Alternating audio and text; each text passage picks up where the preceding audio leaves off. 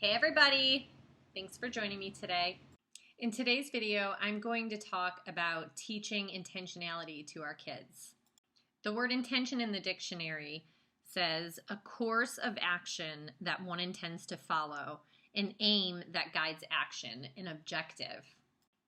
So for me, how that relates to intentional living would be, what am I doing in my life deliberately to live the way that I live? And of course, that goes back to the things that we value most. This is the first video in a 3-part series of teaching kids how to live more intentionally. So depending on how old your kids are, it can be a writing assignment or a conversational piece. And in the video description, I'll list out the objectives, materials needed, and the procedure for the lesson as well. And if you stick with me to the end, I'll give you a little bonus activity that you can do after you've done this intentional living writing piece with the kids.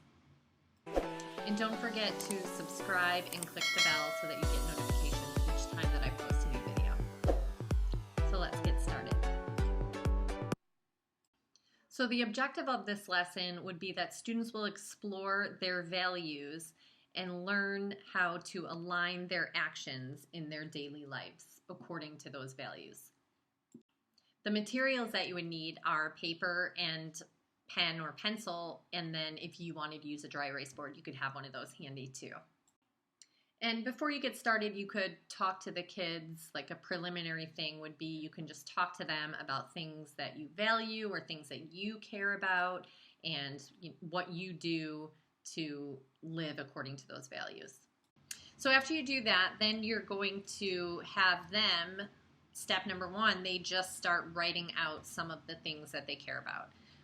And depending on the age of the kids, like I said, will determine whether you're going to write it for them or they're going to write it themselves.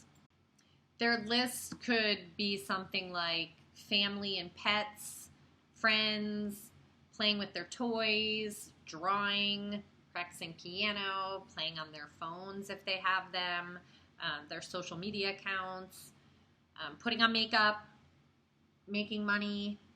Those kinds of things can all be important to kids. And then the next step would be, after they write their list, then you go back through and you have them write a couple of things that they could do each day that would help them live in alignment with the things that they value most. An example might be their pets, and if they have pets, something they could do each day would be, to feed their pet and change their water, or snuggle with their dog, or something along those lines. And then you go through each item on their list and jot down the things that they could do each day to be living more aligned to the things that they care about most.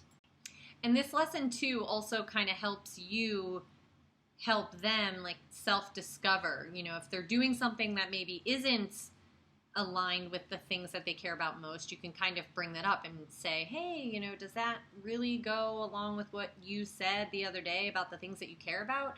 And it kind of helps everybody balance the important people and things in their life. And for the bonus activity, to follow up on this lesson, you could have the kids make vision boards that are pictures of the things that they value most in life. If you have old magazines laying around, the kids can Google things and print out pictures, and then they just cut them up and paste them up on a board, and they can hang them in their rooms, and they can see the things that they care about and value visually hanging in their bedrooms. Thanks for sticking around till the end. Next week will be part 2 of how I teach my kids intentional living.